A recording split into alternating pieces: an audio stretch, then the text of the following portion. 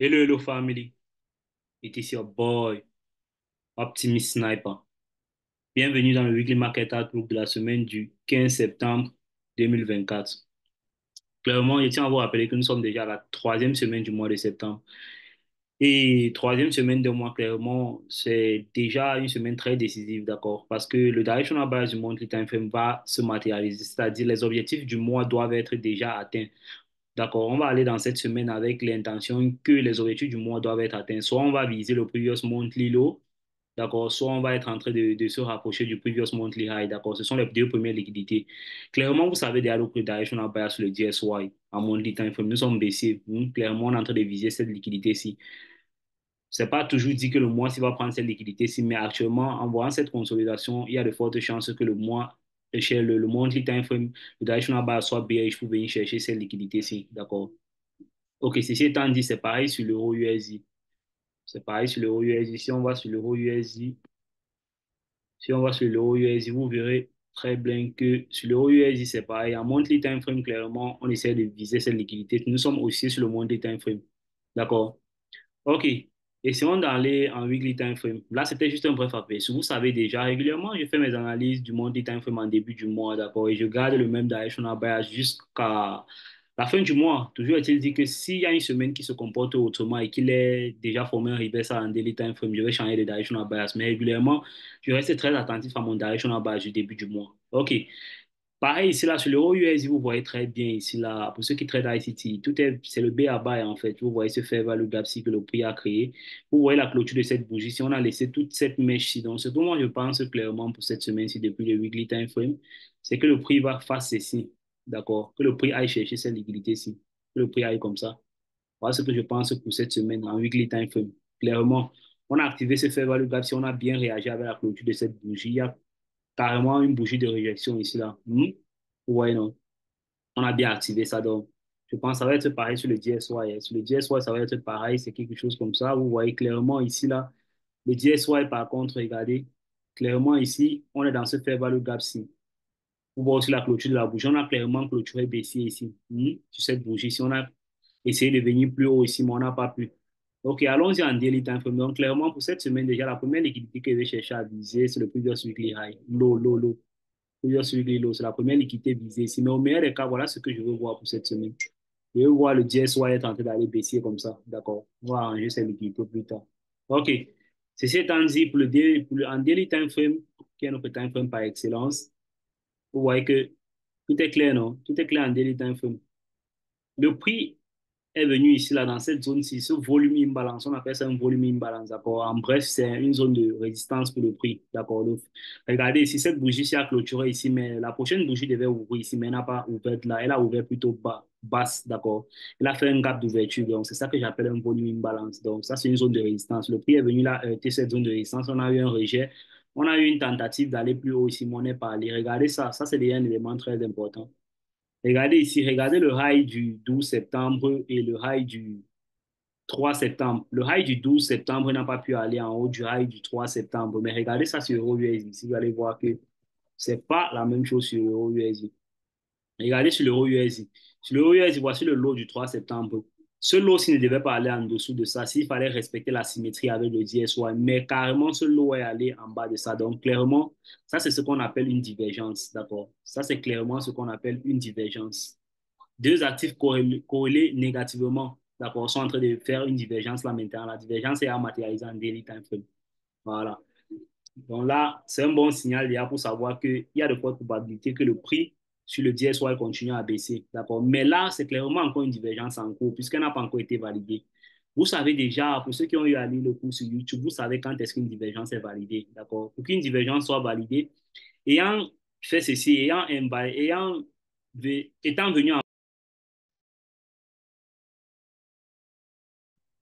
Ok, on a eu un peu de troubles de connexion là. Désolé, vous allez supporter ça comme ça. Ok, comme je disais tantôt ici, là, regardez le high du 3 septembre, le high du 3 septembre, si, d'accord, et le low, et le high formé le 12 septembre. Regardez ici, ce high ici formé le 12 septembre n'est pas allé au-dessus de ce high ici. Si on devait avoir une tendance haussière, voici ce que le prix devait faire, d'accord. Puisqu'il a fait ceci, il a créé un high, il a créé un high, il a créé un low, Il devait aller plus haut que ça, mais il n'est pas allé plus haut que ça. Ça veut dire que la tendance haussière qui était en cours est déjà en doute, d'accord. Mais regardez ici, là, ce high ici n'est pas allé au-dessus de celui du 3 septembre. On va regarder ça sur l'euro USD, vous allez voir. Par contre, sur l'euro USD, normalement, ça veut dire que ce lot-ci, d'accord, du 11 septembre, ne devait pas aller en dessous de ce lot du 3 septembre. Mais regardez, sur l'euro USD, on est allé en bas. Ça veut dire clairement que ça, c'est ce que j'appelle une divergence. Voilà ça que j'ai matérialisé ici. D'accord. Pour ceux qui ont lu le cours sur YouTube, vous savez ce que j'appelle une divergence. Et régulièrement, la divergence va être confirmée quand elle va prendre ce high ici, d'accord. D'accord. Normalement, la divergence doit être confirmée quand elle va prendre ce high ici. C'est pourquoi il faut faire très attention. Ça, c'est une divergence en cours. D'accord. Mais ça peut vous permettre d'agir en lower time frame. Et déjà, j'ai eu à agir avec ça la semaine passée en lower time frame. J'ai eu à capturer ce mouvement, c'est tout ce mouvement de baisse sur l'euro USD qui est matérialisé par un mouvement de hausse. C'est à la base de ça que je me suis servi pour pouvoir anticiper le buy sur l'euro USD. D'accord. Donc, pour clairement, cette semaine-ci, ce que moi, je veux voir au meilleur des cas, je veux voir, regardez ici, je vous note quelque chose. Regardez aussi carrément la clôture de cette bougie-ci et l'ouverture de cette bougie. Si vous voyez que le prix a laissé un gap là, d'accord, il y a un gap, il y a encore un volume imbalance ici. Donc, clairement, cette zone-ci, c'est un volume imbalance, clairement cette zone-ci comme ça. C'est un volume, une balance. Mais je vais pas matérialiser cette zone, j'ai laissé ouverte parce que je sais de quoi, ce que je suis en train de regarder. Ce que je veux observer aussi comme dernière zone ici, là, c'est cette zone-ci. 101,000 avec 3 zéros là. C'est une bonne zone pour moi où je veux voir le prix être en train de venir faire ceci pour cette semaine, au meilleur des cas. Qui viennent combler ce vide-ci comme ça et qu'il chute ici. Voilà ce que je veux voir là. Voilà le meilleur scénario que je veux voir pour cette semaine. Maintenant, toujours est-il dit qu'il peut toujours faire ceci, il peut laisser ça ouvert et il ne vient pas là. Mais toujours est-il dit que lundi, moi, je vais chercher à voir ce scénario. J'ai tellement envie que lundi ouvre bien dans ce volume imbalancé et cool pour la suite de la semaine. D'accord. Clairement, sur l'euro USD, ça va donner ceci. Sur l'euro USD, on aura un scénario comme ceci. D'accord. Vous voyez cette zone-ci aussi sur l'euro USD, cette petite zone-ci que je vais noter comme ça. Je vais prendre ça là comme ça. Je vais réduire ça là comme ça. Regardez cette zone-ci. 1-11 avec 3-0 là, d'accord. Ça, c'est une zone de résistance psychologique, d'accord, depuis le money time frame. Ce qu'on appelle résistance psychologique, vous savez déjà de quoi il s'agit, d'accord. C'est un niveau que les banques et les grandes institutions utilisent comme niveau de support de résistance dynamique, d'accord. OK, donc ce que moi je veux voir pour le début de cette semaine-ci, clairement sur le USD, je veux voir le prix être en train de revenir ici comme ça, tester ce niveau-ci, pourquoi pas, parce qu'on a un fair value gap ici là. D'accord. Tester ce niveau-ci et remonter comme ça pour la suite de la semaine. Au meilleur des cas, voilà ce que je veux voir pour l'euro USD. Ou, par contre, aussi, je peux voir ça. Je peux voir, il va directement comme ça. Je ne veux pas le voir baisser. Mais il peut être baissé. Quand je dis je ne veux pas le voir baisser, ça veut dire que ça ne va pas aller avec ce à quoi je m'attendais, d'accord? Mais le fait qu'il soit baissé ne veut pas dire que je vais le riposter. Ça veut juste dire que si je prends un SL en étant haussier, je vais essayer de regarder ce qui se passe de manière baissière, si je peux profiter aussi de ça. Je ne suis pas là pour défendre une tendance, je vous dis toujours ça. Donc, lorsque je vous donne un directional bias, lorsque ce n'est pas en train de fonctionner, je ne suis plus ça. Et clairement, les invalidations déjà ici, là, le prix ne doit pas venir toucher ce lot-ci, d'accord? Il ne doit plus revenir ici. S'il va être haussier, il ne doit plus revenir ici au meilleur des cas. Donc, il doit juste continuer à monter. Et maintenant, pour être encore plus sévère, je ne veux pas voir une bougie baissière clôturant en dessous de ce niveau-ci. D'accord, de ce faire value gap. Si au meilleur des cas, il peut clôturer et être toujours aussi, mais au meilleur des cas, avec une bonne distribution, je ne veux pas voir une bougie baissière clôturer en dessous d'ici. D'accord. Même si une bougie vient ici, je veux voir une bougie laisser la mèche ici et monter, d'accord, être aussi. Ça, c'est au meilleur des cas pour une bonne distribution.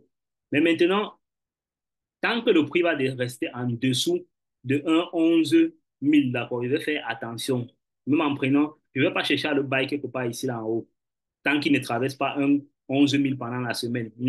Donc, ça veut dire que si lundi il monte, il vient ici comme ça, la mardi, il ne va pas le buy s'il n'a pas encore traversé ça. Il veut voir clairement une bougie aussi clôturée ici avant d'essayer de prendre ce niveau-ci là, un buy à partir de ce niveau-ci. Mais sinon, en début de semaine, je vais chercher à l'acheter quelque part ici en bas. D'accord, je vais chercher à l'acheter quelque part ici en bas. Son retracement du dégagement, c'est qu'il a eu à faire. Il va essayer de le prendre en buy pour viser les objectifs de buy sa liquidity. D'accord. Donc, clairement, ça, c'est ce que je pense pour cette semaine-ci sur l'euro USD. Et nous sommes déjà clairement à la troisième semaine du mois. Moi, je pense que c'est ce qu'il va faire. On va venir viser ce previous monthly high. D'accord. Je pense que c'est ce qu'il va faire. S'il ne fait pas ça maintenant, il n'y a pas de souci. D'accord. Il peut toujours faire ça. Il peut toujours couler. Il faut toujours avoir ça en tête, d'accord. C'est pas parce que vous avez fait une directional bias que vous pensez que c'est ce que le marché va respecter, non. Et il faut toujours avoir des critères pour vous assurer que ce que vous avez comme expectation, your expectation, ce que vous avez comme attente, que ça soit toujours aligné avec ce que le marché est en train de faire actuellement. Ne restez pas en mode aveugle, d'accord. Ne soyez pas aveugle. Donc, le premier, La première liquidité, c'est là que vous pouvez être en train de viser, c'est le previous weekly high. Clairement, pour cette semaine, c'est la première liquidité que vous pouvez viser. Previous weekly high. Et la première liquidité sécurisée, c'est sur le previous weekly low. Donc, clairement, on ne veut pas voir le prix venir ici. On ne veut pas voir clairement le prix venir en dessous ici. C'est pas bon. Ils viennent là-bas en bas quand c'est pas bon. D'accord. Au meilleur des cas, il ne doit pas venir là-bas. S'il va être haussier, il ne doit pas venir là-bas. Pour cette semaine surtout. Maintenant, pour la suite, on ne sait pas encore. Mon travail d'abord n'est jamais celui de déterminer ce que le marché va faire d'ici 5 ans ou 10 ans. Non. Je suis dans l'anticipation de la prochaine bougie de formation. Donc, pour cette semaine, si le prix ouvre ici lundi, il descend jusqu'à quelque part ici, d'accord, dans cette zone, si je vais chercher les ordres d'achat pour essayer de viser les ordres, pour essayer de viser les BSL, les buy side liquidity qui se situent ici en haut. Donc, c'est ça clairement. Mon direction en bas sur cette semaine. OK. Je pense qu'on va s'arrêter là. Pour ceux qui ont des questions, vous pouvez laisser en commentaire. Sinon, par rapport aux résultats et aux exécutions de la semaine, comme d'habitude, je vais vous donner mes exécutions de la semaine au samedi. Et toi, sur Mentor, Optimist Sniper.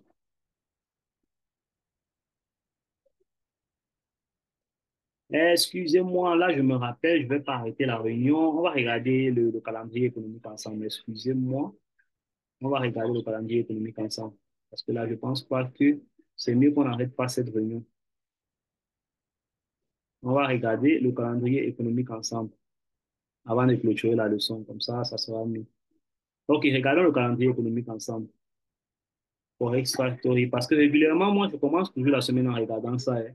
Même si j'oublie de le faire dans le Direction, dans le Weekly Market Outlook, je ne traite jamais une journée sans regarder le calendrier économique de la journée suivante. Lundi, déjà, on constate ici que lundi, on aura une journée calme, pas de news, medium news, une news à faire volatilité à 13h30 lundi. Mardi, qu'est-ce qu'on aura? USD, Core Retail Sales, c'est bon. Mardi, mercredi, qu'est-ce qu'on aura? Du public, USD, Federal Fund, FOMC, ouais. Mercredi, on aura de la liquidité. D'accord, on aura de la liquidité mercredi. Jeudi, GBP, USD, Unemployment Claim, News aussi, on aura de la liquidité. Et vendredi, clairement, on n'a pas de news sur le DSY vendredi. OK. Donc, mercredi, jeudi seront des journées importantes. Ouais. Ça sera à partir de mardi déjà. J'aime ça, j'aime ce genre de semaine où la volatilité commence à être dans le marché à partir de mardi. Ça veut dire que c'est une bonne semaine pour trader. Donc, la journée de lundi ne serait pas très agressif, mais toujours essayer de dire que le marché va faire ce qu'il veut. S'il veut dégager, même à partir de lundi, il peut dégager. Donc, on va juste s'aligner par rapport à ce qu'il fait. On va voir comment on peut réagir par rapport à ça. On se retrouve samedi pour les résultats et dimanche pour un nouveau weekly market outlook. Votre mentor, Optimist Sniper.